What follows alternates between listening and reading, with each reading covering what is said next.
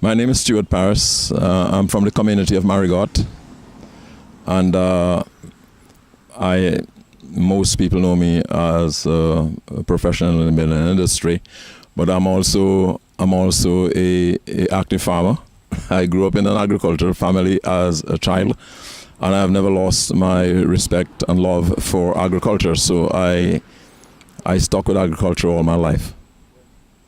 Okay, you're part of some positive development. You're part of some positive development taking place in the cocoa sector. Can you please tell us more about that? Well, yeah, like I said, I was always interested in agriculture and in cocoa as well. And I attempted cocoa growing sometime before, but my real motivation came in 2012 when Dexia conducted a field school for farmers on the island of Dominica. And when it was introduced in my part of the island in the northeast, I decided to take time off to join the training. And I did learn a lot from the training. I want to say thanks to Dexia. They brought me up to date with a lot of information on cocoa, particularly on how to use your seedlings to make your own plants and to be able to have your own plants to plant and propagate. And so I was quite motivated with that, and during 2012 and the years ensuing, I decided to, because I had access to land and I saw a huge opportunity based on what I had learned about the crop, I decided to develop a cocoa farm. Now I understand that Dominica has been invited by Biodiversity International and Event International to participate in the Cocoa of Excellence program and the International Cocoa Award. As a cocoa farmer, you're also part of that new positive development. Can you tell us some more, please? Well, yes, quite fortunately, yes. We were asked in February of 2017 to submit a sample of dry cocoa beans for testing with the International Cocoa Awards program and the Cocoa of Excellence competition. And we were informed that our sample was going to be sent to France for testing. And we didn't even remember about it until we got an email on the 2nd of August saying that we had placed in the top 50 samples that was collected from around the world. We were informed that our sample competed with 166 samples from around the world, from 40 different countries from around the world, and we were able to place in the top 50. Not only was my sample from my farm placed in the top 50, but also, quite interestingly, a lady from the indigenous community of the Kalinago territory in Badaka her sample also placed. Quite interestingly, I understood that Dominica was only entitled to 3 samples in the competition. And an island like Trinidad and Tobago, who is a lot more advanced than Dominica with their technology and their production and their experience in cocoa production and processing, Trinidad was entitled, I understand, to 7 samples. They submitted several samples, and they clinched two spots in the top 50. And Dominica contributed 3 samples and also clinched 2 spots in the top 50. It says something about Dominica. Dominica must have something that we should be paying attention to a lot more and should be taking advantage of and exploiting.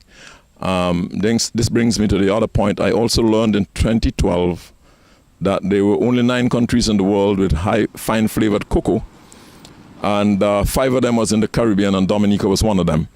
And some people believe that the Dominica flavor probably is at the top of the table. So for a little island like Dominica to compete with all the heavyweight cocoa producers and growers around the world, 40 countries from around the world, and to place twice in the top 50 is quite an accomplishment, and I think is something that the private sector and public sector and the farming community of Dominica should pay attention to. There's an advantage there for us to seize. There's an advantage there. Okay.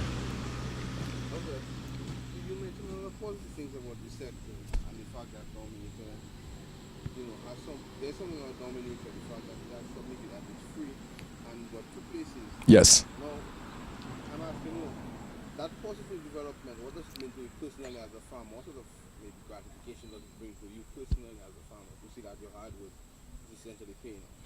Well, I mean, yes, it's hard work paying off for me as a person, but also it sends a powerful signal to the rest of Dominica that we have a multi-million dollar potential at our fingertips, and all we need to do is it's like you sitting on a gold mine, and all you need to do is to mine it.